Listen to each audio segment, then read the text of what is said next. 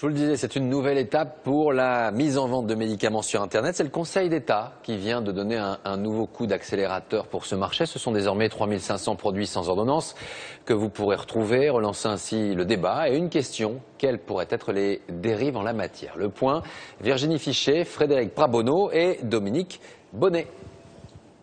Des vitamines, du paracétamol, ces médicaments accessibles sans ordonnance dans les officines le seront aussi désormais sur Internet. Au total, 3500 médicaments au lieu des 450 que prévoyait la loi française pourront être vendus en ligne. Une décision du Conseil d'État conforme à la réglementation européenne. Pour Philippe Layet, pharmacien normand qui pratique la cybervente depuis 3 mois, il était temps.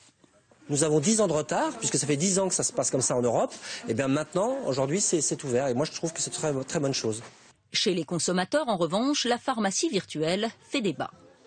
Je suis contre, parce que le conseil du pharmacien, c'est indispensable. Si c'est moins cher et que c'est le même produit, oui, complètement. Je sais pas, moi je trouve qu'il y a des pharmacies partout, il n'y a pas du tout d'intérêt pour moi d'acheter Internet.